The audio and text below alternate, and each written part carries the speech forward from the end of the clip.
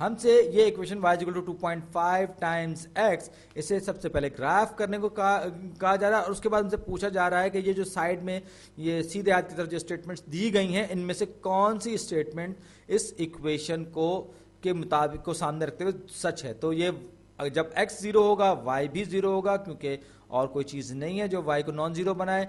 और जब x को मैं कोई ऐसी वैल्यू लेता हूँ जो आसानी से फिट इन हो जाए, अगरचे मैं x को x को मैं जब 1 लूंगा तो 2.5 करने के बाद ये इधर आ जाएगा, लेकिन मैं चाहूंगा कि x के लिए कोई ऐसी वैल्यू ली जाए जिसको ग्राफ पर प्लॉट करना आसान हो। तो अगर मैं x को 2 लूंगा, x को मैं 2 लूंगा तो y जो है वो 2.5 से ज़रब खाने के बाद 5 हो जाएगा।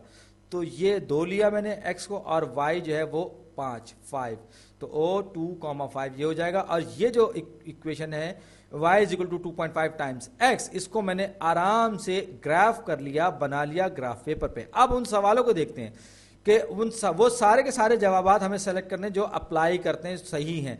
This does not represent proportional, ये इक्वेशन जो है किसी प्रोपोर्शनल रिलेशनशिप को जाहिर नहीं करती। नहीं जनाब, ये प्रोपोर्शनल रिलेशनशिप को जाहिर करती है, क्योंकि जब x इज इक्वल टू 0 है, y इज इक्वल टू 0 है और साथ ही साथ ये जो है एक स्ट्रेट लाइन आपको नजर आ रही है। तो एक स्ट्रेट लाइन एक प्रोपोर्शनल रिलेशनशिप को बहरहाल जाहिर कर रही होती है, प्रोपोर्शनैलिटी होल्ड कर रही है यहाँ पे।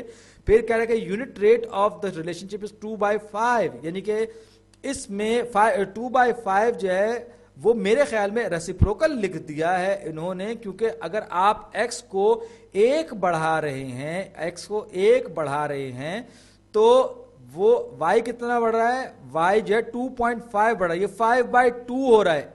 तो ये इसको भी मैं सेलेक्ट नहीं करूंगा क्योंकि टेक्निकली ये बात गलत है।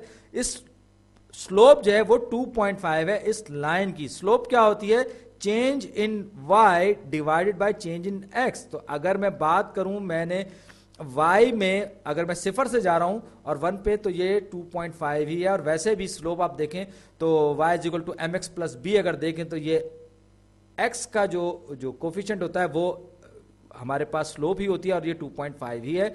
और ये कह रहा है कि a change of 5 units in x results in change in 2 unit. नहीं, ये इसने उलट बात लिख दी कि अगर हम x में 2 यूनिट की तब्दीली कर रहे हैं तो y में 5 यूनिट की तब्दीली आ रही है। यहां पर इसने कहा 5 यूनिट x में तब्दील करेंगे तो 2 यूनिट y में बदलाव आएगा, जो बात हमारे हिसाब से गलत है।